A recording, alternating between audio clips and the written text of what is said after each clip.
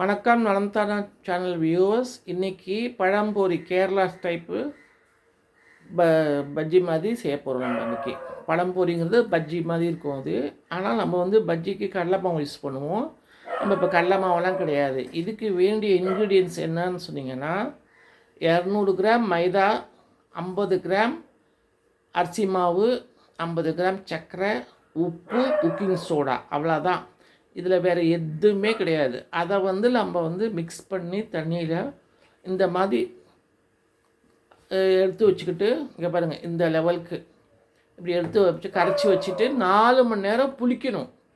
இப்போ பொதுவாக எல்லாருமே என்ன பண்ணுவாங்க, பஜ்ஜி போடுறவங்களா இருந்தால் உடனே போட்டுருவாங்க.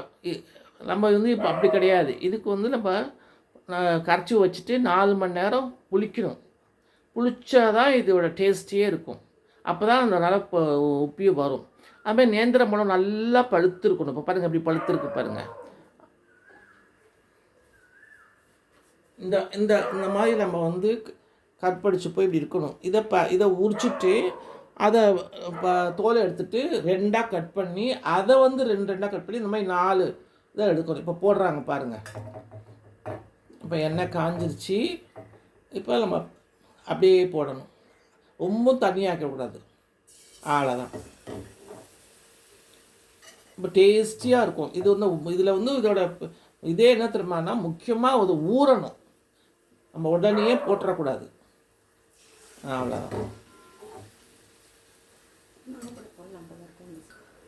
இப்போ பாருங்கள், நல்லா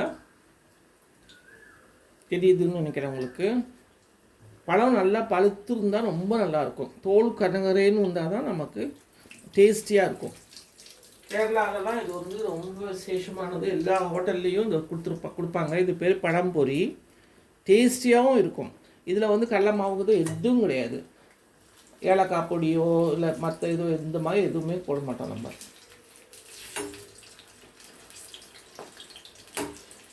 இது நல்லா அப்படியே ப்ரௌனிஷாக வரும். மஞ்சள் பொடியும் இதில் கிடையாது. இது வந்து நம்ம சாப்பிட்றதுக்கு ரொம்ப டேஸ்டியாக இருக்கும். நீங்களும் செஞ்சு பாருங்கள்.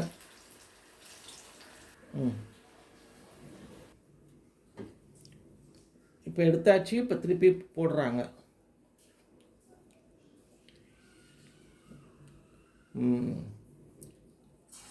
பாருங்கள், இப்போ சூப்பராக வருது பாருங்கள். நீங்களும் செஞ்சு பாருங்கள். நலம்தானா சேனலுக்கு சப்ஸ்கிரைப் பண்ணுங்கள். பெல் பட்டனை நமக்கு இங்கே பாருங்கள். பழம்பொரி எவ்வளோ அழகாக வந்திருக்கு பாருங்கள். கலர் பாருங்கள், எவ்வளோ சூப்பராக இருக்குது பாருங்கள்.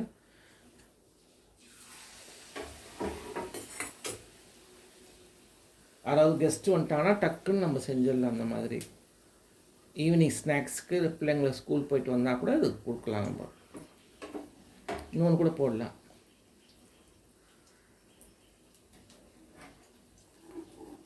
Bye.